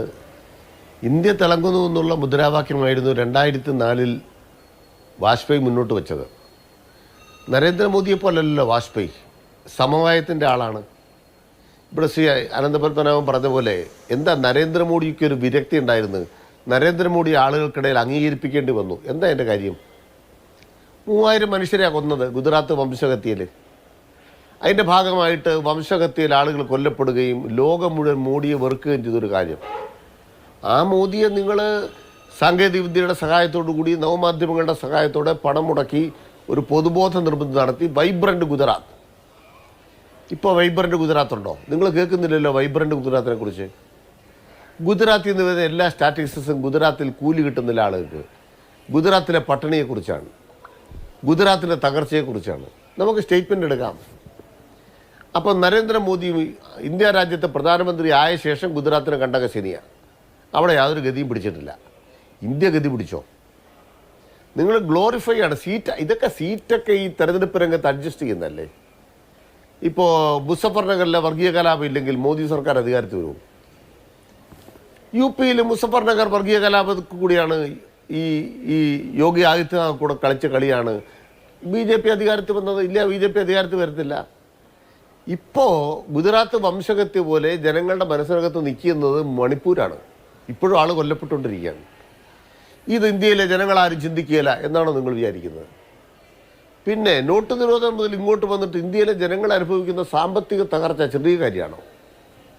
നമ്മൾ ദാരിദ്ര്യത്തിന്റെ സൂചികയിൽ ഇന്ത്യ ലോകത്ത് 111 അനിൽകുമാർ 2019 തെരഞ്ഞെടുപ്പ് നടക്കുമ്പോഴും ഇതൊക്കെ അങ്ങനെ തന്നെ ആയിരുന്നില്ലായിരുന്നു. 2 പ്രധാനപ്പെട്ട നിരോധനം നടന്നതിന് ശേഷം നടന്ന തെരഞ്ഞെടുപ്പാണ് 2019 തെരഞ്ഞെടുപ്പ്. GST നടപ്പാക്കിയതിന് ശേഷം നടന്ന തെരഞ്ഞെടുപ്പാണ്. പിന്നെ ഈ പട്ടിണി സൂചികയിൽ എല്ലാ കാലത്തും ഇങ്ങനെയൊക്കെ തന്നെയല്ലേ? എന്നിട്ട് അവർ ജയിച്ചില്ലേ? അപ്പൊ അവരെ തോൽപ്പിക്കണമെങ്കിൽ നിങ്ങൾക്ക് സ്ട്രാറ്റജി വേണം, അതിന് ലീഡർ വേണം, അതിന് നല്ല ഐക്യം വേണം. ഇതൊന്നും ഇല്ലാതെ പട്ടിണി സൂചികയിൽ ഇന്ത്യ എത്രാമത്തെയോ സ്ഥാനത്താണ്, അതുകൊണ്ട് ജനങ്ങളൊക്കെ BJP-യെ തോൽപ്പിച്ചോളൂ എന്ന് പറഞ്ഞാൽ അങ്ങനെ ഇരിക്കാനേ പറ്റുള്ളൂ. അവിടെയാണ് ഞങ്ങളുടെ കൃത്യമായ മറുപടി. മോദി തോറ്റോ? ഈ കാലഘട്ടത്തിൽ മോദി എവിടെയെങ്കിലും തോറ്റു? കർഷകർ വന്നപ്പോൾ തോറ്റു. നിങ്ങൾ വർഗീയത പറയാതെ കർഷകരെ ഉയർത്തിക്കൊണ്ടുവരാൻ പറ്റില്ല. കർഷക സമരത്തിന് മുന്നിൽ മോദി തോറ്റു. 3 നിയമം പിൻവലിച്ചുകൊണ്ട് ഓടി. അപ്പോൾ കർഷകരുടെ മുന്നിൽ മോദി തോക്കും. ഇതൊരു പ്രധാനപ്പെട്ട കാര്യമാണ്. രണ്ടാമത് ഇപ്പോൾ തോറ്റല്ലോ. 143 MP-മാരെ പുറത്താക്കിയതിന് ശേഷം ഇപ്പോൾ ന്യായ സംഹിതകൾ 3 നിയമങ്ങൾ, ക്രിമിനൽ നടപടി നിയമം, അതുപോലെ തന്നെ പ്രൊസീജിയർ കോഡ്, തെളിവ് സംഹിത നിയമം, ഈ 3 നിയമങ്ങൾ ഉണ്ടാക്കിയിട്ട് ട്രക്ക് ഡ്രൈവർമാർ 1 കോടി പേർ സമരം നടത്തിയപ്പോൾ അമിത്ഷാ പോയി കാല് പിടിച്ചിട്ട് പറഞ്ഞു നിയമം മാറ്റിയിരിക്കുന്നു. ഞാൻ വണ്ടി ഇടിച്ച ഒരാൾ മരിച്ചാൽ 5 കൊല്ലം തടവ്, ഒരു ട്രക്ക് തൊഴിലാളി വണ്ടി ഇടിച്ച് മരിച്ചാൽ 10 കൊല്ലം തടവ്, തൊഴിലാളിക്ക് 10 കൊല്ലം 5 കൊല്ലം തടവ് കൂടുതൽ. ഇതാണ് നരേന്ദ്രമോദിയുടെ നീതിന്യായം. 1 കോടി തൊഴിലാളി പണി മുടക്കിയപ്പോൾ മോദി കാലു പിടിച്ചല്ലോ, അത് പിൻവലിക്കാമെന്ന് പറഞ്ഞല്ലോ. എന്താ കാണുന്നത്? BJP-ക്കാർ ഇന്ത്യ രാജ്യത്ത് നീക്കം ചെയ്യാൻ പറ്റാത്ത ഉയരത്തിലല്ല. ഇവിടെ അഭിലാഷ് തന്നെ ആദ്യം പറഞ്ഞ പോലെ ഈ ബീഹാറിൽ നിന്ന് പോകുന്ന 40 സീറ്റ് എവിടെ കൊണ്ട് നികത്തും? അതുകൊണ്ടാണ് ഈ ഭ്രാന്തെടുത്തിട്ട് കേരളത്തിൽ ആഴ്ച 3 ദിവസം വന്നുകൊണ്ടിരിക്കുന്നത്. സുരേഷ് ഗോപി എന്ന് പറഞ്ഞിട്ട് ഒരു ഗതി ഇല്ലാഞ്ഞിട്ടാണ് ക്ഷേത്രങ്ങൾ തോലും അലയുന്നത്. നമ്മൾ മനസ്സിലാക്കേണ്ടത് നരേന്ദ്രമോദിയുടെ പതറിച്ചയും നരേന്ദ്രമോദിയുടെ ഓട്ടോ കണ്ടുകൊണ്ടിരിക്കുന്നത്. ഇവരുടെ വിജയത്തിൻ്റെ തിളക്കമല്ല. പ്രശ്നം എന്താ? ഇന്ത്യ രാജ്യത്ത് BJP അതിൻ്റെ മാക്സിമത്ത് നിൽക്കുകയാണ്. ഇനി ഓരോ സംസ്ഥാനങ്ങളിലും ഇപ്പോൾ ആസാമിനെ കുറിച്ച് പറഞ്ഞു. ആസാമിൽ ഞങ്ങൾ വോട്ട് ചെയ്യുന്ന കോൺഗ്രസിനായിരിക്കും, ഞങ്ങളൊരു സീറ്റ് മത്സരിക്കും, ബാക്കി കോൺഗ്രസിന് വോട്ട് ചെയ്യും. രാജസ്ഥാനിലും ഞങ്ങൾ ആ ഇക്വേഷനിലേക്ക് കൊണ്ടുവരികയാണ്. കോൺഗ്രസ്സുകാരെ കഴിഞ്ഞ നിയമസഭയിൽ തയ്യാറായില്ല. ഇപ്പം അതിൻ്റെ ഭാഗമായിട്ട് അവിടെ മുന്നണി ഉണ്ടാകുമോ നോക്കാം. മുന്നണി ഇല്ലെങ്കിലോ ഞങ്ങൾ ഞങ്ങളുടേതായിട്ട് നിലയ്ക്ക് പിന്തുണ കൊടുക്കും, ഞങ്ങൾ മത്സരിക്കുകയും ചെയ്യും. പരമാവധി ഐക്യം ഉണ്ടാക്കുന്നിടത്ത് ഞങ്ങൾ ഐക്യം ഉണ്ടാക്കുകയാണ്. ബീഹാറിൽ ഐക്യം ഉണ്ടാക്കും, ബംഗാളിൽ ഐക്യം കൊണ്ട് കാര്യമില്ല. കാരണം എന്താണ്? നരേന്ദ്രമോദി എപ്പം മാടി വിളിച്ചാലും ചാടിപ്പോകാൻ നിൽക്കുകയാണ് തൃണമൂൽ കോൺഗ്രസ്. സ്വാഭാവികമായും ബംഗാളിൽ മമതയെ വിശ്വസിച്ച് നമുക്ക് പ്രവർത്തിക്കാനാവില്ല. വാജ്പേയി സർക്കാരിൽ മമതാ ബാനർജി ഒരു മന്ത്രിയായിരുന്നു. ഇപ്പം മമതയാണെങ്കിൽ മരുമകൻ പെട്ടുപോയതോടുകൂടി ബംഗാളിലെ രാഷ്ട്രീയം എന്ന് പറയുന്നത് അതിന് കീഴ്പ്പെട്ടു പോയിരിക്കുന്നു. ഇടിച്ച് കീഴ്പ്പെട്ടാണ് മമതാ ബാനർജി നിൽക്കുന്നത്. സ്വാഭാവികമായും ബംഗാളിലെ ജനങ്ങൾ ഒരു മാറ്റം ആഗ്രഹിക്കുമ്പോൾ BJP പകരം വരാതിരിക്കാൻ ഞങ്ങൾ ഞങ്ങളുടെ പൊസിഷൻ ഉറപ്പിക്കണം. ഞങ്ങൾ ആ പൊളിറ്റിക്സിലാണ്. അവിടെ BJP-ക്കെതിരാണ് ഫൈറ്റ്. ഉണ്ടാവും അനിൽകുമാർ. ഇപ്പൊ താങ്കൾ പറഞ്ഞ ഒരു കാര്യം കറക്റ്റാണ്. ജനാധിപത്യത്തിൽ തോൽപ്പിക്കാൻ കഴിയാത്ത ഉയരത്തിൽ ആരുമില്ല എന്നുള്ളത് വളരെ ശരിയാണ്. ഇന്ദിരാഗാന്ധി അടിയന്തരാവസ്ഥയ്ക്ക് ശേഷം തോൽക്കുന്നത് നമ്മൾ കണ്ടിട്ടുണ്ട്. അന്നൊരു മുന്നണി ഉണ്ടായിരുന്നു. പരസ്പരം കേരളത്തിൽ കൊന്നുകൊണ്ടിരുന്ന നിങ്ങളും ജനസംഘവും ഒരു മുന്നണിയായില്ലേ? ബാക്കി എല്ലാ കക്ഷികളും പരസ്പരം അഴിമതി ആരോപണങ്ങൾ ഉന്നയിച്ചവരും പരസ്പരം കണ്ടാൽ നോക്കാത്തവരും ഒക്കെ ഒരു മുന്നണിയായില്ലേ? എന്തിന് ഇന്ദിരാഗാന്ധി തോൽപ്പിക്കാൻ? ആ മുന്നണിക്ക് ജയപ്രകാശ് നാരായണൻ എന്ന അവസാന വാക്കവും മോറൽ ശക്തി ഉണ്ടായിരുന്നു. ഇന്നത്തെ മുന്നണിക്ക് അങ്ങനെ അവസാന വാക്കെന്ന് പറയാൻ ഒരാളില്ല. എല്ലാവരും നേതാക്കളാണ്. ആ നിലയ്ക്ക് 1977 ഉണ്ടായിട്ടുള്ള ഐക്യം ഇപ്പോൾ ഉണ്ടെങ്കിൽ നിങ്ങൾക്ക് BJP തോൽപ്പിക്കാൻ പറ്റും. പക്ഷെ അതില്ല. ഓരോരുത്തരും ഓരോ ഭാഷയിൽ ഓരോ നിലപാട് പ്രഖ്യാപിക്കുകയാണ്. ഒരുമിച്ച് നിൽക്കാൻ കഴിയുന്ന ഒരു പ്ലാറ്റ്ഫോമും അതിനൊരു നേതാവ് ഉണ്ടെങ്കിലേ ഈ പറഞ്ഞ തോൽപ്പിക്കൽ നടക്കുകയുള്ളൂ. തിരുത്തേണ്ട ഒരു കാര്യമുണ്ട്. ജനസംഘമായിട്ട് CPM ഒരിക്കലും മുന്നണി ഉണ്ടാക്കിയിട്ടില്ല. ഭാരതീയ ജനതാ പാർട്ടിയായിട്ട് മുന്നണി ഇല്ലില്ല. അതെ ആ ജനസംഘം ഇല്ലാതായി. ഭാരതീയ ജനസംഘം പിരിച്ചുവിട്ട് ജനതാ പാർട്ടി ഉണ്ടാക്കി. ഞങ്ങൾ ജനതാ പാർട്ടിയായിട്ട് സഖ്യം ചേർന്നു. അത് ജനസംഘമായിട്ടല്ല, ജനതാ ജനതാ പാർട്ടി ചേർന്നില്ല. ഇപ്പൊ അനിൽകുമാർ, ഞങ്ങൾ മദ്യം കുടിക്കാറില്ല, അതിനകത്ത് കുറച്ച് വെള്ളം ഒഴിച്ച് മിക്സ് ചെയ്ത് കഴിഞ്ഞാൽ കുഴപ്പമില്ല എന്ന് പറയുന്ന പോലത്തെ നിലപാടാണത്. ജനസംഘക്കാരൊക്കെ ജനതാ പാർട്ടി ചേർന്നില്ലേ? ഞാൻ പറഞ്ഞ അത് തെറ്റായിട്ട് പറഞ്ഞല്ല, അത് അന്ന് ഒരു അനിവാര്യതയായിരുന്നു. ആ അനിവാര്യത പോലെ ഇന്നൊരു അനിവാര്യത നിങ്ങൾക്ക് ഫീൽ ചെയ്താലല്ലേ അതുപോലെ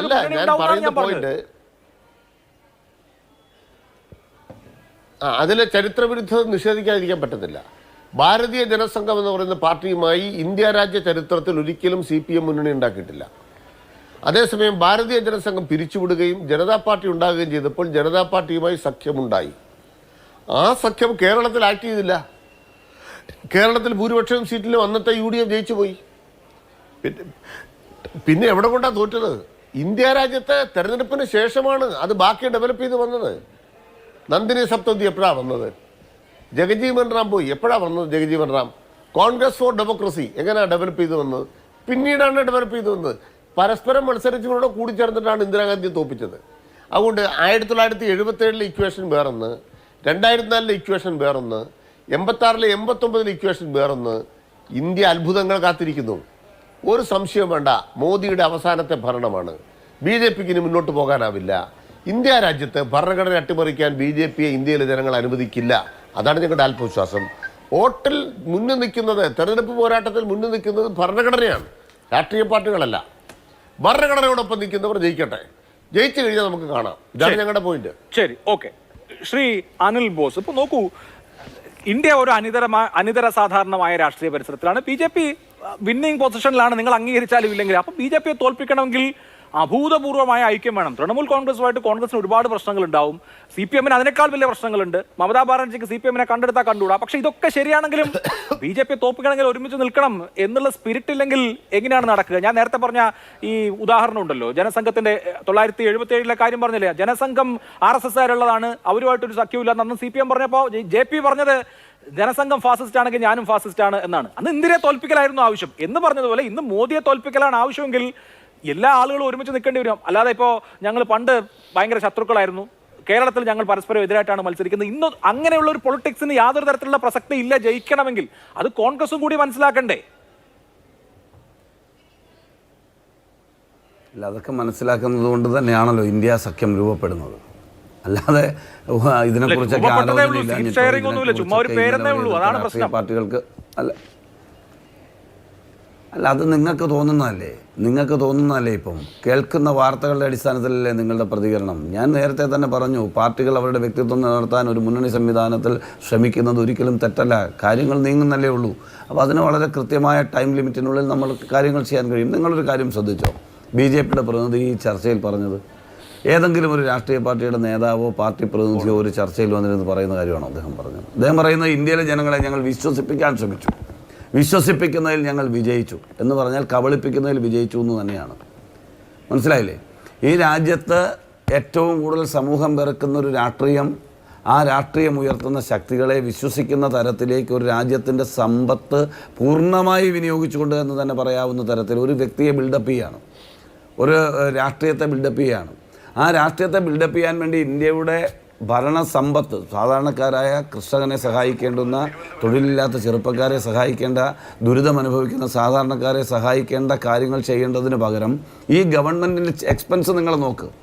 എത്ര കോടി രൂപയാണ് PR വർക്കിന് നരേന്ദ്രമോദി എന്ന ഇന്ത്യയുടെ പ്രധാനമന്ത്രിയെ മഹത്വവൽക്കരിക്കാൻ വേണ്ടി ഈ കഴിഞ്ഞ 9.25 വർഷം ചെലവഴിച്ചത് എന്ന് നോക്കിയാൽ മനസ്സിലാവും. നമ്മുടെ കോട്ടയത്ത് ഒരു തുണിക്കടയുടെ പരസ്യം പണ്ട് വരും, റേഡിയോയിലും TV യിലും ഒക്കെ. പുറത്തു നിന്ന് നോക്കിയാൽ ചെറുതെന്ന് തോന്നിയെങ്കിലും അകത്തോട്ട് കയറിയാൽ അല്ലേ അനിൽകുമാർ അയ്യപ്പാസ് എന്ന് പറയുന്ന കുറിച്ച് പരസ്യം കൊടുക്കും എന്ന് പറയുന്ന പരുവത്തിൽ ജനങ്ങളുടെ അത് തന്നെ വിശാലമായ ഷോറൂം ഇതാണ് എന്ന് പറയുന്നത് പോലെ രാജ്യത്തെ ജനങ്ങളുടെ ചിന്താശക്തിയെ വഴിതെറ്റിക്കുന്ന തരത്തിലേക്കുള്ള പുതിയ പ്രചരണ സമ്പ്രദായം, ആ പ്രചരണ സമ്പ്രദായത്തിൽ മയങ്ങിയ ആളുകൾ തെറ്റിദ്ധരിച്ച് ഈ സമൂഹത്തെ ഈ BJP എന്ന് പറയുന്ന ദേശീയ ജനാധിപത്യ സഖ്യം എന്ന് പറയുന്ന സംഘടനാ സംവിധാനത്തെ വിശ്വസിച്ചിട്ടുണ്ടെന്നേ. അത് BJPയുടെ പ്രതിനിധിയുടെ വാക്കുകളിലുണ്ട്. ഞങ്ങൾ വിശ്വസിപ്പിച്ചു, ഞങ്ങൾ ഇനിയും വിശ്വസിപ്പിക്കാൻ ശ്രമിക്കും, അതിന് ഞങ്ങൾ കൃത്യമായ സ്ട്രാറ്റജി ബിൽഡപ്പ് ചെയ്യും. മനസ്സിലായില്ലേ? പുൽവാമ പോലെയുള്ള അല്ലെങ്കിൽ മുസാഫർ കലാപം പോലെയുള്ള അല്ലെങ്കിൽ വംശഹത്യ പോലെയുള്ള നിരവധി കാര്യങ്ങൾ അവർ ആസൂത്രണം ചെയ്യും ഈ തെരഞ്ഞെടുപ്പിന് മുമ്പും. എത്രയോ സ്ഫോടനങ്ങൾ ഈ പാർലമെൻറ്റ് തെരഞ്ഞെടുപ്പിന് മുമ്പ് നടന്നുകൂടായികയില്ല. ഞാനത് പ്രതീക്ഷിക്കുന്നയാളാണ്. വർഗീയ കലാപങ്ങൾ ആളിക്കത്തിക്കാൻ കഴിയുന്ന ഒരുപാട് സ്ഫോടനങ്ങൾ ആസൂത്രണം ചെയ്തിട്ടുള്ള പാർട്ടിയാണ് BJP. അവർ തെരഞ്ഞെടുപ്പ് ജയിക്കാൻ വേണ്ടി വീണ്ടും അറുംകൊല ചെയ്യും എന്ന കാര്യത്തിൽ എനിക്ക് തർക്കമില്ല. അതാണ് ശരിയായ രാഷ്ട്രീയമെങ്കിൽ ആ ശരിയായ രാഷ്ട്രീയത്തോടൊപ്പം 10 തെരഞ്ഞെടുപ്പിൽ തോറ്റാലും നിൽക്കാൻ ഞങ്ങൾ തയ്യാറല്ല. ഞങ്ങൾ ശരിയുടെ രാഷ്ട്രീയം പറഞ്ഞു തന്നെ മുന്നോട്ട് പോകും. വളരെ കൃത്യമായി ജനോപകാരപ്രദമായ ജനക്ഷേമകരമായ നടപടികൾ സ്വീകരിക്കുന്ന, ഇന്ത്യൻ കോൺസ്റ്റിറ്റ്യൂഷന് വിധേയമായി പ്രവർത്തിക്കുന്ന ഒരു ഭരണകൂടമാണ് രാജ്യത്ത് വേണ്ടത്. അതിനെ വെല്ലുവിളിക്കുന്ന, അതിനെ അസ്ഥിരപ്പെടുത്തുന്ന ഒരു സമീപനം സ്വീകരിച്ചാൽ ആ സമീപനം അംഗീകരിച്ച് മുന്നോട്ട് പോകാൻ കഴിയില്ല. ഒരു പ്രാവശ്യമോ 2 പ്രാവശ്യമോ 3 പ്രാവശ്യമോ ഒക്കെ കബളിപ്പിക്കാൻ പറ്റുമെന്ന്, അതിനപ്പുറം ഒന്നും കബളിപ്പിക്കാൻ പറ്റില്ല ഇന്ത്യൻ ജനതയെ. അത്രയധികം മണ്ടന്മാരൊന്നുമല്ല ഇന്ത്യയിലെ ജനങ്ങൾ എന്ന് ഈ 2024 BJP സംഘപരിവാർ ശക്തികളെ ബോധ്യപ്പെടുത്തും എന്ന കാര്യത്തിൽ ഒരു സംശയവും വേണ്ട. ശരി, ഇവിടെ ശ്രീ പത്മനാഭൻ, രാഷ്ട്രീയത്തിൽ അജയ്യരോ അജാത ശത്രുക്കളോ ഒന്നുമില്ല, ആരും തോക്കാം. ഇവിടുത്തെ ബാറ്റിൽ ഗ്രൗണ്ട് സ്റ്റേറ്റുകളിൽ തന്നെ ഇന്ത്യ മുന്നണി വളരെ ശക്തമായി പ്രവർത്തിച്ചാൽ മഹാരാഷ്ട്ര, ബീഹാർ, അതുപോലെ തന്നെ പശ്ചിമ ബംഗാൾ, ഈ 3 സംസ്ഥാനങ്ങളിലും BJPക്ക് വലിയ തോതിൽ സീറ്റ് കുറവ് വരും. തമിഴ്നാട് നമുക്കറിയാം BJPക്ക് ഒരു സീറ്റും കിട്ടാൻ സാധ്യതയില്ലാത്ത സംസ്ഥാനമാണ്. കേരളം, തമിഴ്നാട്, പഞ്ചാബ് പോലെയുള്ള സംസ്ഥാനങ്ങളുണ്ട്. അപ്പോൾ ഹിന്ദി ഹൃദയഭൂമിയിൽ നിന്ന് നിങ്ങൾ പരമാവധി നേടുന്ന 180 സീറ്റ് പ്ലസ് ഒരു 40 സീറ്റ് കൂടെ കൂട്ടിയാൽ 220 സീറ്റേ ആവത്തുള്ളൂ. ബാക്കി അവിടെ കിടക്കുന്നുണ്ട്. അപ്പോൾ പ്രതിപക്ഷം ക്രിയാത്മകമായി ഈ പറഞ്ഞ അഭിപ്രായ വ്യത്യാസങ്ങളൊക്കെ മാറ്റിവെച്ച് മോദിയെ തോൽപ്പിക്കണമെന്ന ഒറ്റ അജണ്ടയിൽ പ്രവർത്തിച്ചാൽ അവർക്ക് ജയിക്കാവുന്നതേ ഉള്ളൂ എന്നൊരു ബോധ്യം BJPക്ക് ഉണ്ടാവുമല്ലോ.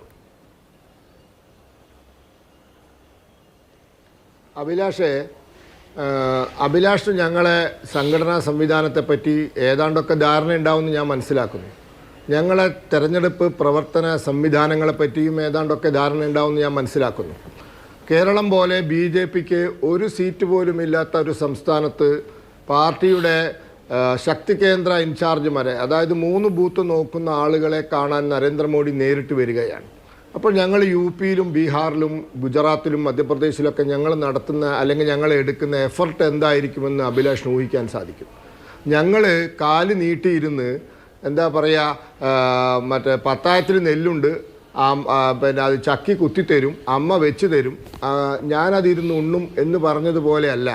ഞങ്ങൾ രാവ് പകലാക്കുന്നവരാണ്, ചോര നീരാക്കുന്നവരാണ്. ഞങ്ങൾ എന്താ പറയുക, ഓരോ തെരഞ്ഞെടുപ്പിനെയും അതിൻ്റെ ഗൗരവത്തിൽ കണ്ട് മൈക്രോ മാനേജ്മെൻറ്റും മാക്രോ മാനേജ്മെൻറ്റും നടത്തുന്നവരാണ്.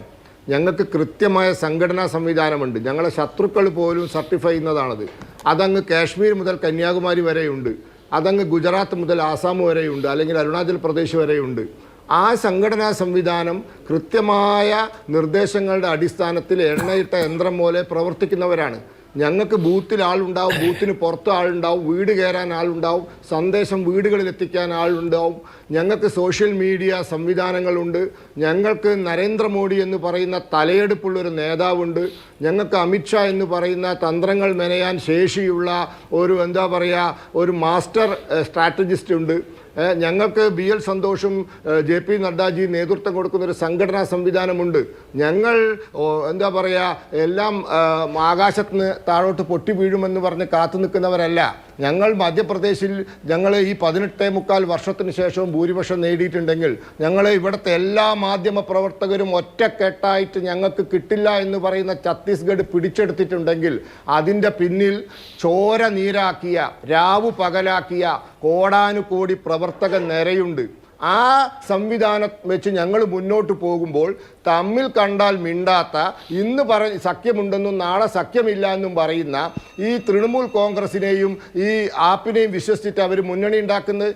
പിന്നെ നിതീഷ് കുമാറെ അവർ വിശ്വസിക്കാൻ പോകുന്നത്.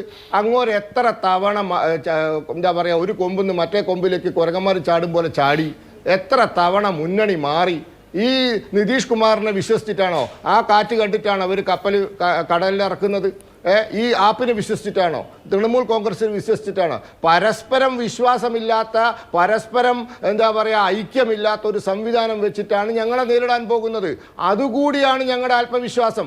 അതുകൊണ്ട് BJPയെ പോലുള്ള ഒരു സംഘടനാ സംവിധാനത്തെ നേരിടുമ്പോൾ ഇങ്ങനെ ഇന്നിപ്പോൾ ചർച്ച തന്നെ എന്തുകൊണ്ടാണ്, ഈ 2 പ്രധാനപ്പെട്ട സംസ്ഥാനങ്ങളിൽ മുന്നണി പൊളിഞ്ഞിരിക്കുകയാണ്. ഇനിയിപ്പോൾ ബീഹാറിലെ സ്ഥിതി നമുക്കറിയാം. കാരണം ഞാനത് നേരത്തെ പറഞ്ഞത് ബീഹാറിലെ ഇന്നലെ തീരുമാനത്തോടു കൂടി ബീഹാർ രാഷ്ട്രീയത്തിൽ അടിയൊഴുക്കുകൾ ആരംഭിച്ചിട്ടുണ്ട്. ഈ കർപ്പൂരി ഠാക്കൂറിന്റെ ഭാരതരത്ന, അതിന്റെ പിന്നിൽ വലിയ മാറ്റങ്ങൾ അവിടെ നടക്കാൻ പോവുകയാണ്. നാളെ എന്താ സംഭവിക്കുക എന്നുള്ളത് നമുക്ക് കണ്ടറിയാം. അപ്പൊ അതുകൊണ്ട് ഇതൊക്കെയാണ് ഞങ്ങളുടെ ആത്മവിശ്വാസം. അല്ലാണ്ട് ഞങ്ങൾ എന്താ പറയാ ദിവാസ്വപ്നം കാണുന്നവരൊന്നും അല്ല. അത് മനസ്സിലാക്കണല്ലോ. ശരി ശരി ശരി ശ്രീ അനിൽകുമാർ, രാഹുൽ ഗാന്ധി കന്യാകുമാരിയിൽ നിന്ന് ഭാരത് ജോഡോ യാത്ര ആരംഭിച്ചപ്പോൾ നിങ്ങൾ കണ്ടെയ്നർ യാത്ര എന്നാണ് പരിഹസിച്ചത്. കേരളത്തിലൊക്കെ എമ്പാടും നേതാക്കൾ പരിഹസിച്ചു. ഇപ്പോൾ രാഹുൽ ഗാന്ധി നോർത്ത് ഈസ്റ്റിൽ നിന്നൊരു യാത്ര നടത്തുമ്പോൾ ആസാമിൽ നിങ്ങളുടെ MLA മനോരഞ്ജൻ താലൂക്ക്ദാറാണ് അതിനെ വിജയിപ്പിക്കാൻ ഏറ്റവും മുൻപന്തിയിലുള്ള നേതാക്കളിൽ ഒരാൾ. ബീഹാറിലും നിങ്ങളുടെ സംസ്ഥാന ഘടകം ഇതിനെ വിജയിപ്പിക്കാൻ നടക്കാണ്. പശ്ചിമ ബംഗാളിൽ ഇതിന്റെ റൂട്ട് മാപ്പ് ഞങ്ങൾക്ക് തരൂ എന്ന് CPM ആവശ്യപ്പെട്ടിട്ടുണ്ട്. അപ്പോൾ രാഹുൽ ഗാന്ധിയെ നിങ്ങൾ ആ അർത്ഥത്തിൽ നെഞ്ചിലേറ്റുന്നുണ്ട്. ഇപ്പോഴത്തെ ന്യായ യാത്രയിൽ, ആദ്യത്തെ യാത്രയിൽ നിന്ന് വ്യത്യസ്തമായി അത് ഒരു പുതിയ ലോക്സഭാ തെരഞ്ഞെടുപ്പിന്റെ സാഹചര്യം കണ്ടാവുമല്ലോ. അതേ രാഹുൽ ഗാന്ധി തന്നെ ഇവിടെ LDFനെതിരെ വയനാട്ടിൽ വന്ന് മത്സരിക്കുമെന്നുള്ളത് വേറെ കാര്യം. അപ്പോൾ ഓരോ ഇടത്തും കേരളത്തിൽ കണ്ടെയ്നർ യാത്ര, അത് ആസാമിലാകുമ്പോൾ മനോഹര യാത്ര, അവിടെ സഖ്യം, ഇവിടെ മത്സരം, ഇങ്ങനെ അടിമുടി വൈരുദ്ധ്യങ്ങൾ നിറഞ്ഞ വൈരുദ്ധ്യങ്ങളുടെ ഒരു കൂടാരമായ ഒരു ഏർപ്പാടിന് ജനങ്ങളിൽ എത്രമാത്രം വിശ്വാസ്യത ഉണ്ടാകുമെന്നുള്ളതും ഒരു പ്രശ്നമല്ലേ?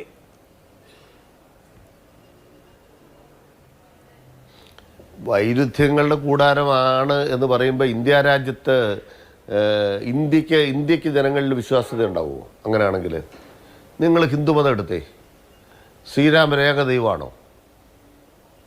ഹിന്ദുമതത്തിൽ എത്രയോ ദൈവധാരകളുണ്ട്. പരസ്പരം ഏറ്റുമുട്ടുന്ന ശൈവ വൈഷ്ണവ ധാരകളില്ലേ? കുത്തിക്കൊന്നിട്ടില്ലേ? വെട്ടിക്കൊന്നിട്ടില്ലേ?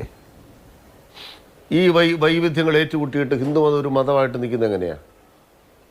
അത് പ്രതിപക്ഷ പാർട്ടികളിൽ മാത്രം സംഭവിക്കുന്നൊരു കാര്യമാണോ?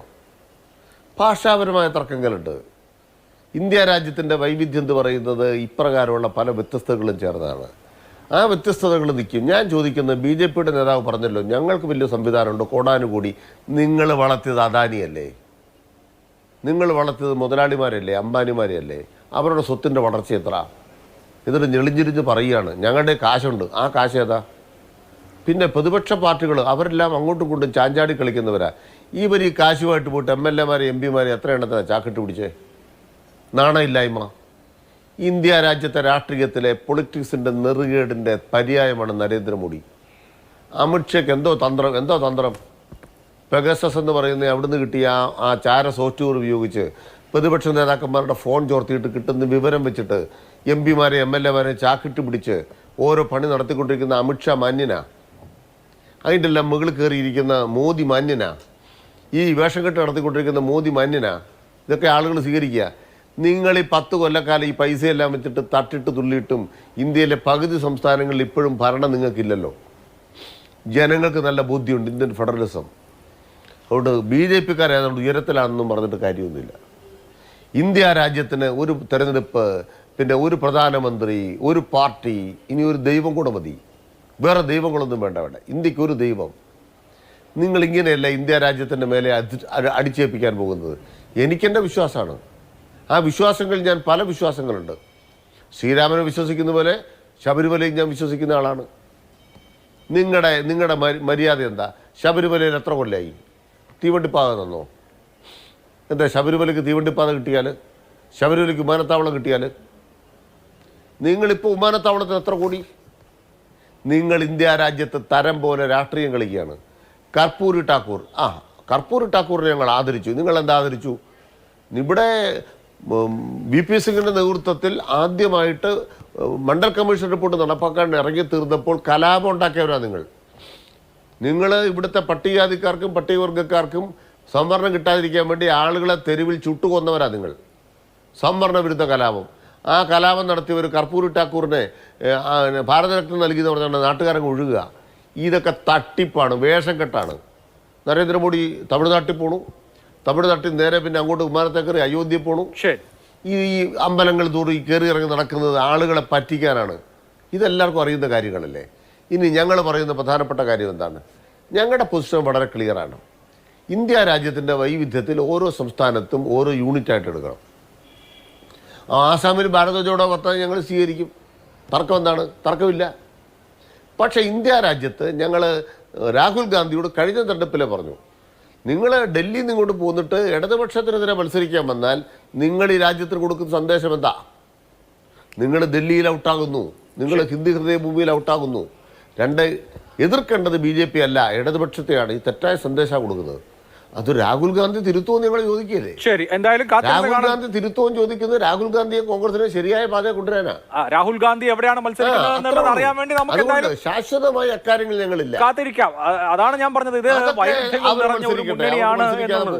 വൈരുദ്ധ്യങ്ങളും വൈവിധ്യങ്ങളും ഒക്കെ നമുക്ക് സൗകര്യമായിട്ട് വേണമെങ്കിൽ കാണാം. അങ്ങനെയും കാണാവുന്നതാണ്. ഇടവേള അത്യാവശ്യമാണ്. പക്ഷേ ഇടവേളയ്ക്ക് ശേഷം തിരിച്ചു എത്താം.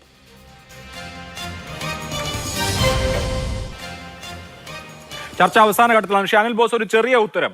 ഇപ്പോൾ ഈ ഭാരത് ജോഡോ ന്യായ് യാത്ര ബംഗാളിൽ എത്തുമ്പോൾ അവിടെ സ്വീകരിക്കാൻ സൂര്യകാന്ത് മിശ്രയും മുഹമ്മദ് സലീമും ചെങ്കൊടി പിടിച്ച ആളുകളൊക്കെ ഉണ്ടാവും. ബീഹാറിലെത്തുമ്പോൾ പൂർണ്ണയിൽ നിതീഷും തേജസ്വി യാദവും CPM-ന്റെയും CPI-യുടെയും CPIM-കളുടെയും ഒക്കെ നേതാക്കൾ ഒരുമിച്ചാണ് സ്വീകരിക്കാൻ പോകുന്നത്. എന്നിട്ട് പിന്നെ രാഹുൽ ഗാന്ധി വയനാട്ടിൽ വന്നിട്ട് CPI-യുടെ സ്ഥാനാർത്ഥിയോട് മത്സരിക്കണോ? അതൊക്കെ പാർട്ടി തലത്തിൽ തീരുമാനിക്കേണ്ട കാര്യങ്ങളല്ലേ. ഒറ്റ വാക്കിൽ ഒരു ചാനൽ ചർച്ചയിൽ ഇരുന്നു കൊണ്ട് കോൺഗ്രസ് പാർട്ടിയുടെ ഏറ്റവും പ്രധാനപ്പെട്ട നേതാവിൻ്റെ സ്ഥാനാർത്ഥിയെ പ്രഖ്യാപിക്കാൻ മാത്രം ഞാൻ ആളല്ലല്ലോ അഭിലാഷേ. അത്തരൊരു ചോദ്യത്തിന് മറുപടി ഇപ്പോൾ പറയാൻ എനിക്ക് കഴിയില്ല. അത് പാർട്ടി അതിൻ്റെ ഉചിതമായ സമയത്ത് ഉചിതമായ തീരുമാനമെടുക്കും. പിന്നെ സ്വാഭാവികമായും ഇത്തരം കാര്യങ്ങൾ CPM-നെ സംബന്ധിച്ചിടത്തോളം രാഹുൽ ഗാന്ധി കേരളത്തിൽ മത്സരിക്കുന്നത് അവർക്ക് വിഷമമുണ്ടാക്കും. അവർ ആ വിഷമത്തിൻ്റെ ഭാഗമായി പല ആംഗിളിൽ അതിനെ വിമർശിക്കും. അത് സ്വാഭാവികം മാത്രം. അവരുടെ രാഷ്ട്രീയ നിലനിൽപ്പിന് വേണ്ടി അവർ പറയുന്ന ഒരു ആരോപണം മാത്രമായിട്ട് ഞാൻ അതിനെ കാണുന്നുള്ളൂ. ഇതിനു മുമ്പ് രാഹുൽ ഗാന്ധി വന്നതിൻ്റെ ഇമ്പാക്റ്റ് ഒരു സെക്കൻഡ് രാഹുൽ ഗാന്ധി വന്നതിൻ്റെ ഇമ്പാക്റ്റ് കേരളത്തിൽ ഉണ്ടായിട്ടുണ്ടല്ലോ നമുക്ക്. അപ്പോൾ ആ ഇമ്പാക്റ്റ് വീണ്ടും ഉണ്ടാകുമെന്ന ഭയപ്പാടിൽ നിന്നുകൊണ്ട് ഇത്തരം കാര്യങ്ങൾ അവരാഗ്രഹിക്കും. അതുകൊണ്ട് പാർട്ടി എന്തായാലും വരട്ടെ, അത് സ്ഥാനാർത്ഥി നിർണ്ണയവും മറ്റു കാര്യങ്ങളും ഒക്കെ ശരി, വരുമ്പോൾ എന്തായാലും നമുക്ക് തീരുമാനിക്കേണ്ട കാത്തിരിക്കാം. ഇന്ത്യ കാര്യമാണ്. മുന്നണി എത്രമാത്രം ശക്തമായിട്ടാണ് ഇലക്ഷന് മത്സരിക്കുന്നത് എന്നുള്ളത് നമ്മൾ കാത്തിരുന്ന് കാണേണ്ട കാര്യമാണ്. വളരെ നന്ദി Shri V P, Shri Padmanabhan, Shri K Anilkumar, Shri Anil Bose ചർച്ചയിൽ പങ്കെടുത്തതിന്. സൂപ്പർ പ്രൈം ടൈം അവസാനിക്കുന്നു. നമസ്കാരം.